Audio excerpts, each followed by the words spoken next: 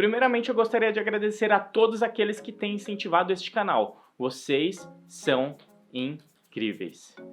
Muito obrigado. E agora sim, bem-vindos de volta a este canal. E no vídeo de hoje eu vou falar sobre os 3 elementos fundamentais que todo perito precisa para a sua atuação profissional. Não importa se é antes, se é no início ou se é durante a sua carreira, essas dicas podem te ajudar muito. Então vamos começar com o conhecimento. Sim, você pode fazer uma pós-graduação numa instituição conceituada ou comprar livros caros ou ainda fazer alguns cursos. Mas isso não é extremamente necessário hoje em dia. Atualmente existe muito conteúdo bom na internet, onde que você vai encontrar as principais fontes primárias, que geralmente são gratuitas ou de baixo custo, sendo uma excelente opção para quem é autodidata. E é exatamente por esse motivo que no vídeo do card acima eu falei propositalmente sobre as referências básicas para a perícia e só citei legislação e normas técnicas. Mas não seja por isso, eu estou planejando fazer um ou mais vídeos falando sobre alguns livros que eu recomendo. Que tal?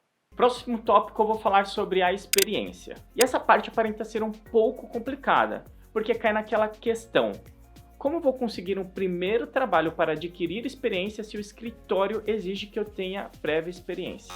E o que eu posso fazer?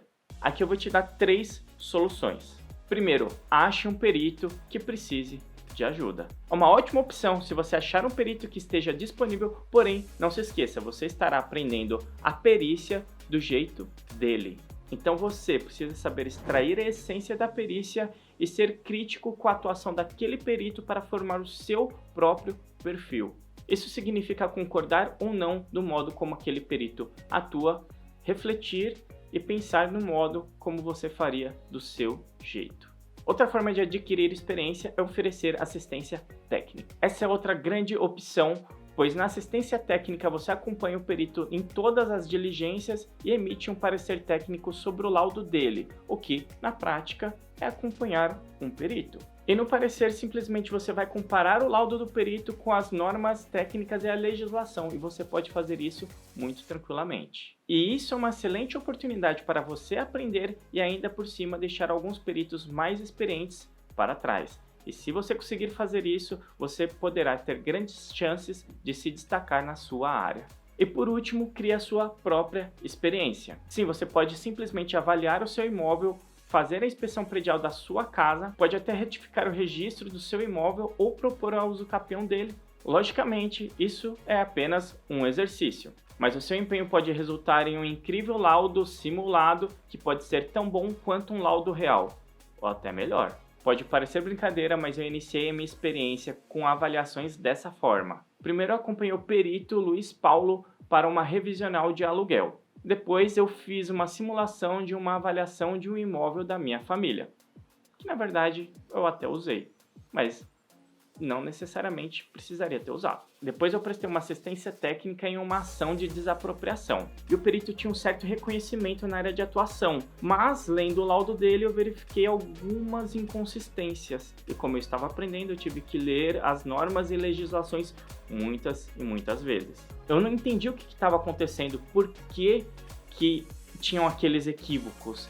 Eu não estava aceitando que o perito tinha errado. E eu disse muitas e muitas vezes para mim mesmo: isso é possível? Não, isso não é possível. Não fazia sentido. Mas o que importa não são os erros ou equívocos do perito, mas sim que eu aprendi muito, porque eu precisaria estar 100% seguro do que eu estava fazendo, porque o valor da ação triplicaria, ou quase triplicaria. Então é possível você adquirir experiência agora mesmo. É só se dedicar e eu acredito que o resultado será muito bom. O último tópico desse vídeo é inteligência. Conhecimento e experiência pode significar absolutamente nada se você não souber aplicá-los. Então aqui vão algumas dicas de como saber aplicá-los praticando um pouco da inteligência. Então, primeiro de tudo, você tem que ter a mente aberta, o que significa ouvir e respeitar opiniões, refletir, perguntar, debater e tirar as suas próprias conclusões, sem desprezar ou desrespeitar ninguém. Mente aberta. Você também vai precisar ter uma visão ampla da situação. Muitos sabem que na perícia é essencial verificar os detalhes bem de perto, estar sempre um passo à frente, não é mesmo? Porém, poucos sabem a importância de dar 2 passos para trás, se afastar para poder enxergar a circunstância ou o fato de maneira ampla. Eu já participei de um trabalho em que o cliente pretendia apenas retificar o registro imobiliário do imóvel. Porém, depois dos estudos foi verificada a necessidade de fazer o desdobro daquela área, a aquisição de outra área por uso capião, fazer a retificação do registro e finalmente a fusão. Imagina o trabalhão? Então, depois desse diagnóstico, o cliente preferiu fazer o distrato da negociação imobiliária. Era uma grande construtora, uma das maiores do Brasil. Mas na verdade isso não importa, tá? Essa visão ampla é necessária para qualquer caso, não importa a dimensão dele.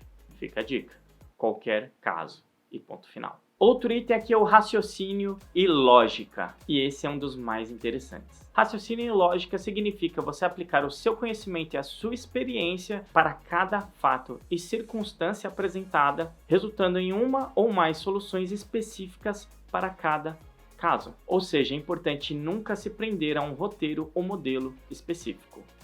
Cada caso é um caso. Por último, mas não menos importante, é muito inteligente ter um perfil profissional próprio. E quando eu falo de perfil, não necessariamente estou falando de redes sociais, mas se inspire em outros peritos, mas tem a sua própria identidade. Bom, é isso. E resumindo, então não importa se você fez uma pós-graduação ou comprou livros muito caros, ou se você apenas leu as normas e legislações. E não importa se você trabalhou para um perito reconhecido, ou se você criou a sua própria experiência.